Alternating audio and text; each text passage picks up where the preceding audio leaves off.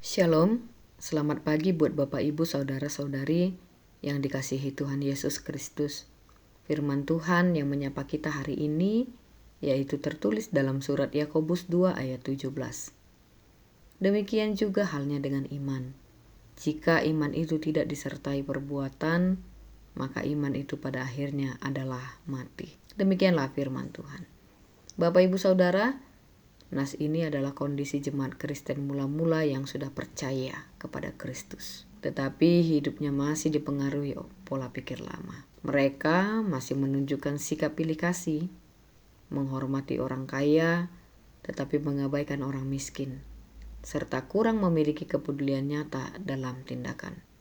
Jadi iman mereka hanya pengakuan, bukan tindakan. Iman tanpa tindakan sering terlihat baik-baik saja, tetapi sebenarnya menyimpan bahaya yang dalam. Karena seseorang bisa merasa sudah percaya kepada Tuhan, rajin mendengar firman, bahkan berkata-kata rohani, namun hidupnya tidak berubah.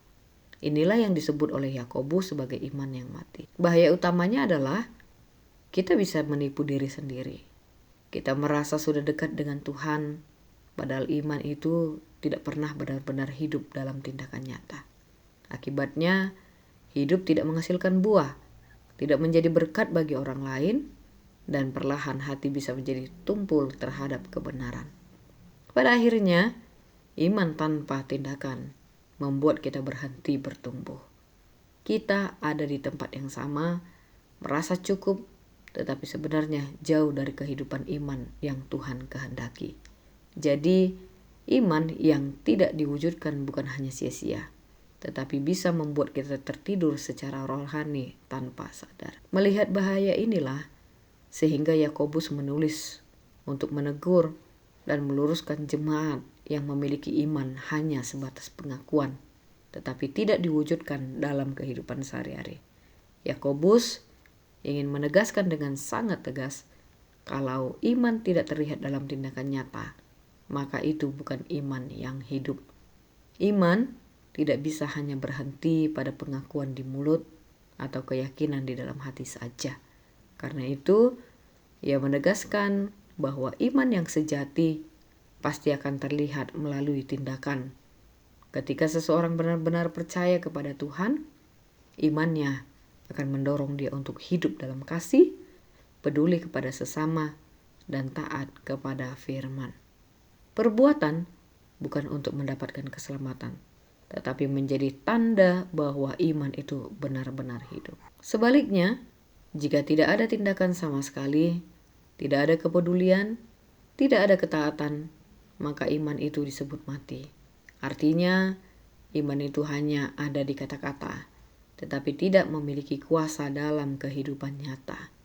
Jadi Bapak Ibu Saudara, melalui ayat ini, Yakobus ingin membawa kita memahami bahwa iman yang benar bukan hanya sekedar kata-kata, tetapi harus terlihat dan nyata dalam kehidupan sehari-hari.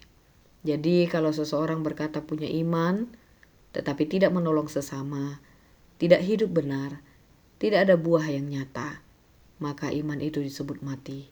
Artinya tidak hidup, tidak aktif, dan tidak nyata.